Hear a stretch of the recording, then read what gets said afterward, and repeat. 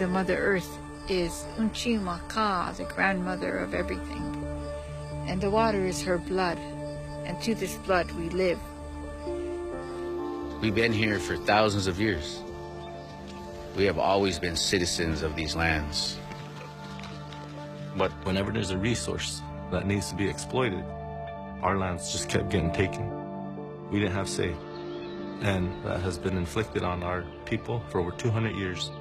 Native Americans have some of the highest rates of poverty, dropout rates, suicide rates, being victims to police aggression and violence.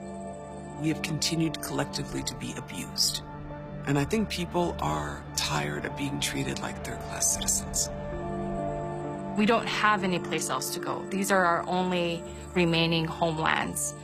We have to protect them. Enough's enough. Since 2006, there's been a rush of companies coming into the state of North Dakota to develop oil. But here at Standing Rock, we have a resolution that goes back all the way to 2007 that says we don't want any pipelines to cross our ancestral lands. But yet, in 2014, they're starting to steamroll the Dakota Access Pipeline through, threatening our water.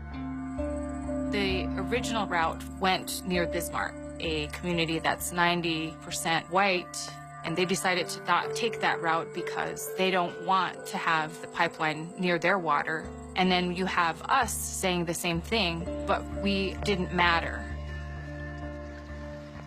My son's buried on top of the hills here. And I said, who would build a pipeline next to my son's grave? Who would do that? And so I told Dakota Access, remember me, remember my face. I will be standing there. I wasn't an activist or any of these things. I'm a mom. I didn't know what to do. So I made a video on Facebook in my hotel room, and I asked people to come. The battle has just begun. I will stand to protect the water and the land. I'm asking each of you to come stand with us.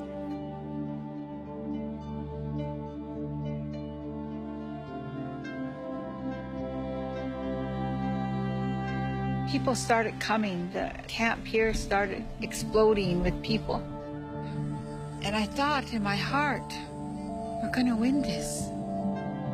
This is a historic moment in time, first time ever in the United States where over 300 tribes have congregated and said they'll stand in solidarity and unite with prayer. That is something that is beautiful. Really awful things happen to different tribes, and it's so deeply spiritually wounding that I think when people see it happen to other tribes, our spirit is called to act because it happened to us too. It was the morning of September 3rd. They called me and said, LaDonna, the bulldozer is going through the sacred site. You guys are criminals! And people were crying and hollering, and all these nations were standing together. Then the man pepper sprayed people, and there was a woman singing a dog on people. Come on, guys! The dog has blood in its nose and its mouth. Look at this. There we go. Look at One man rule when the protesters down. The worst crime that was committed by the demonstrators was locking themselves on a piece of equipment. But the individuals who released guard dogs on demonstrators, they didn't get charged with anything. Last time I checked, it was 135 arrests that were made. We have a state of emergency by the governor. We have National Guard called in. So you have to step back and say, well, what really is going on here? What we see is we have militarized the energy industry with a governor who believes that you can treat Indian people poorly. 3 years ago, a woman froze to death on the Standing Rock Reservation because she couldn't pay her heating bill. And now you're planning a $3.9 billion pipeline that will help nobody but oil companies. It's really infrastructure for oil companies and not for people. They're realizing billions of dollars in revenue. But if you look at the top 10 poorest counties in this nation, 2 of them are on Standing Rock. We're not opposed to economic development. We're not opposed to energy independence, but we're tired of paying for it. When we talk about our defense for land and water, some of us will be arrested. The bloodline that I come from, Chief Sitting Bull, Crazy Horse, that's a line of warriors and chiefs. So to uphold that tradition and that honor is something that I see now that I gotta do.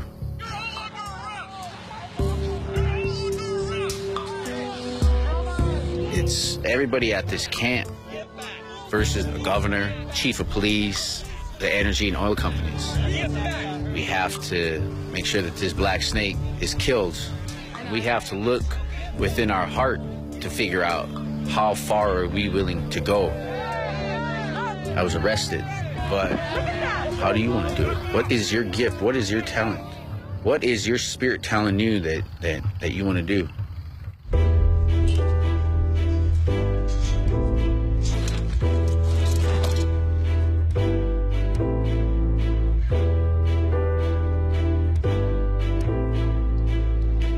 For most of my adult life, I have battled fossil fuel companies. And I dreamed that we should ride to the oil source. So we rode our horses 3 days to face our enemy and say, we're here, and we're not going to let you do this.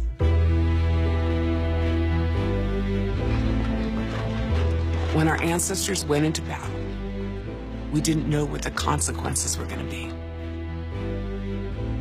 All we knew is that if we did nothing, things would not go well for our children.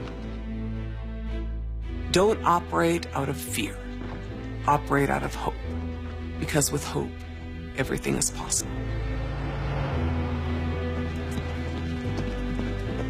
I was very proud to ride with all those riders. We went to the monster, and we faced the monster. You know, I may not be able to stop them from laying pipe because it is already laid, but they have no oil in it. So I'll pray that that oil will never go. The only thing that keeps me going is prayer. And I have to have faith that my prayers are being heard. Because there's a company that's saying, we're gonna build this no matter what. And they'll say this pipeline will never break. It's gonna break. And who's gonna pay the cost?